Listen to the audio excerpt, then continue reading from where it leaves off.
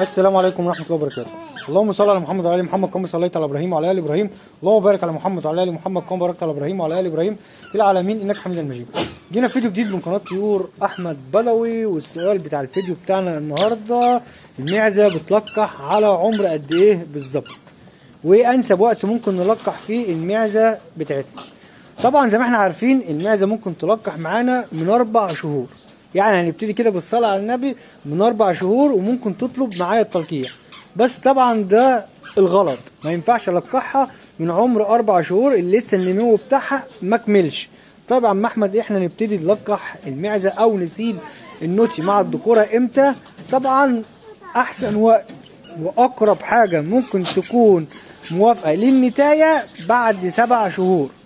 بعد 7 شهور دي لو جسمها حلو، يعني جسمها مثلا تقريبا عدى ال 40 كيلو في البور، يبقى كده معايا اقول 7 شهور. ممكن تكون 7 شهور ولسه وزنها 15 كيلو 10 كيلو 20 كيلو، ده ما ينفعش معايا برضو في نفس المجال اللي احنا بنتكلم فيه.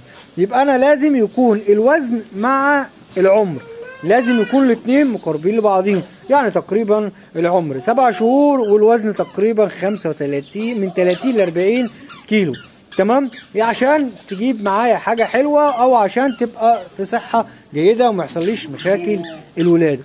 طيب هي مثلا جابت 30 كيلو وهي لسه مثلا 5 6 شهور، ما جابتش 7 شهور، مفيش اي مشاكل تلقح معايا ومش هيحصل لها اي حاجة ان شاء الله، ان هي كده صحتها حلوه. عندها 5 شهور وما شاء الله مثلا عامله زي دي، مثلا عامله زي كده مثلا في 5 شهور مثلا مفيش اي مشاكل وتوكل على الله. طيب جابت 7 شهور ولسه مثلا زي الحته الصغيره اللي جوه دي مثلا مش مكمله 15 كيلو، لا ده ما ينفعش اصلا تلقحها خالص، دي تستبر عليها لما تتم سنه، تمام؟ يبقى احنا كده عرفنا معانا حاجتين، معانا وزن ومعانا عمر. ممكن اقيس على الوزن اللي هي وصلت 35 كيلو ابتدي القح لو عمرها 5 شهور. لو مثلا جابت 7 شهور معايا ووزنها 30 كيلو القح برضو، تمام؟ طبعا في حاجات كتير قوي بتساعد معايا للتلقيح، يعني في حاجه ممكن تتم معايا سنه وما تلقحش وما تطلبش، يبقى الاكل بتاعك فيه مشكله، تمام؟ نقص طاقه. هنتكلم على المشوار ده ان شاء الله في الفيديوهات الجايه. هنتكلم ان انا ممكن اخليك تلقح الحاجه بدري، بمعنى ان هي صحتها حلوه والمناعه بتاعتها عاليه والوزن بتاعها حلو، ممكن تلقح على 5 شهور 6 شهور مفيش اي مشاكل، عشان تستفاد باول دوره وتاني دوره وتالت دوره من عمرها. حلو الكلام ده، هيساعد معاك في الانتاج اسرع وتكسب اكتر.